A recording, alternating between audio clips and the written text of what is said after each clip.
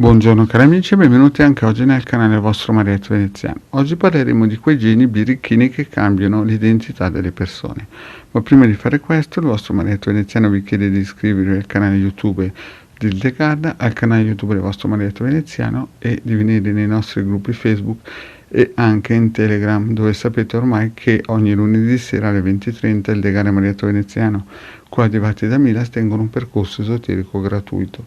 Eventualmente, se vi scappa anche un super like o un commento qui sotto, il vostro Marietto Veneziano sarebbe contento. Bene, parliamo un po' di questi geni. Vedete, ci sono geni ad esempio che portano degli apporti, crocifissi, santini, penne, insomma, ci sono dei geni che vi nascondono degli oggetti in casa, tipo le chiavi della macchina, o vi nascondono le pantofole. Ci sono geni che trasportano da un luogo ad altro oggetti, e ci sono anche geni ad esempio che fanno finta di essere dei morti o nelle sedute spiritiche, no? Quindi abbiamo una palette di geni immensa, no?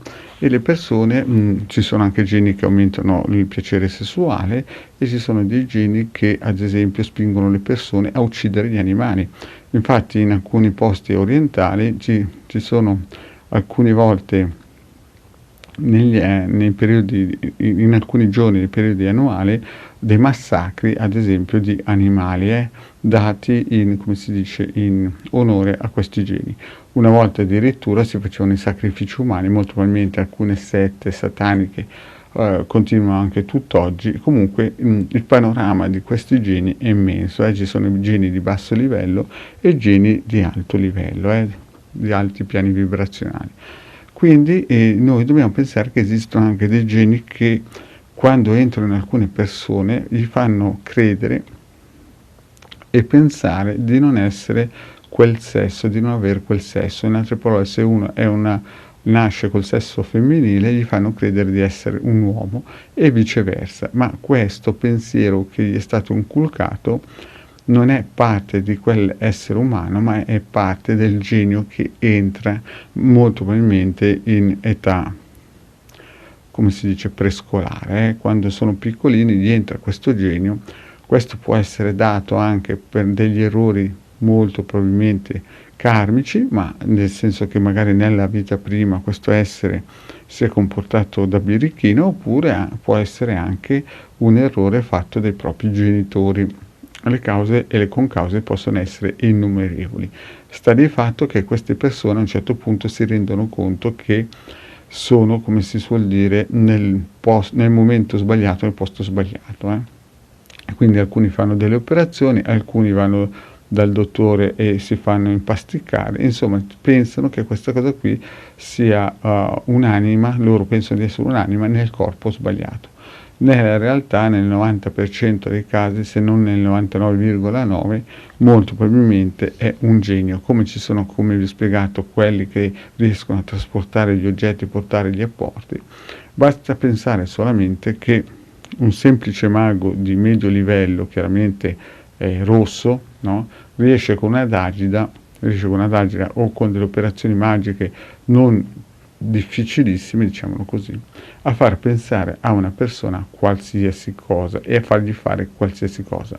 Sta di fatto che anche Fra Bato, cioè Franz Bardon, nel suo libro ha spiegato queste cose molto semplicemente. Quindi cosa vuol dire questo? Vuol dire che in questo suo libro di racconto, chiaramente, del mago Fra Bato, Franz Bardon. Quindi questo cosa vuol dire? Vuol dire che molte persone che pensano di essere di un altro genio, molto probabilmente, cioè di un altro sesso, scusate, molto probabilmente hanno dentro un genio che gli è entrato in un'età in cui non riuscivano bene a decifrare la vita, perché chiaramente erano in quell'età in cui stavano sviluppando tutti i sensi, e quindi questo genio, entrando furbescamente, si è piazzato lì. Alcune persone hanno più di un genio che lavorano in questa direzione.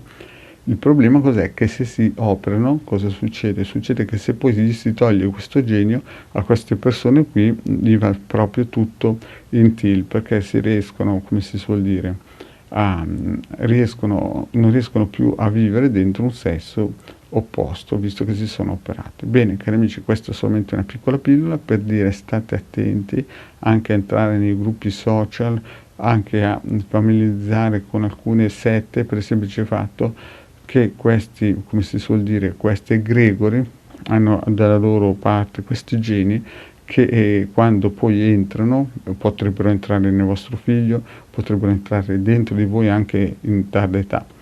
Vi racconto solamente una storia molto breve che ho sentito diciamo 50 anni, 40 anni fa, scusate.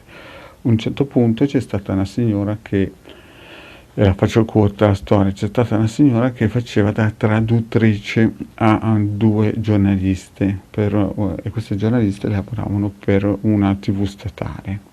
Cosa è successo? Questa signora aveva 3 figlie, un marito che era direttore di una grande attività, di una grande industria, una bella famiglia, tutta in regola, nel senso casa, chiesa e lavoro, 3 figlie adorabili, e a un certo punto questa signora qui è andata a lavorare come traduttrice per queste giornaliste, visto che è una persona anche colta, erudita, e a un certo punto questa signora ha lasciato questa famiglia con 3 bambini per andare a fare praticamente la serva a queste 2 giornaliste.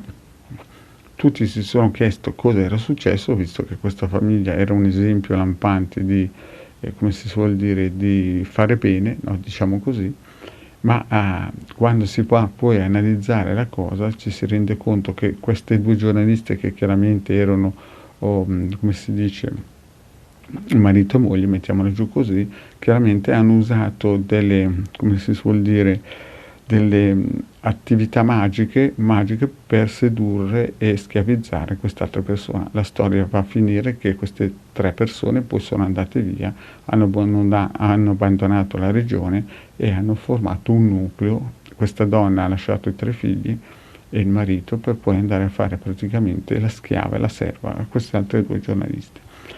Quindi capite che i geni possono fare molto se usati male, possono fare molto, e chiaramente questi geni poi portano la paga e andare nel basso astrale. Ricordatevi sempre anche che la strada che porta in basso astrale è sempre lastricata d'oro. Bene cari amici, il vostro Marietto ha finito questa pillola, vi ringrazio di avermi ascoltato, alla prossima, grazie e ciao.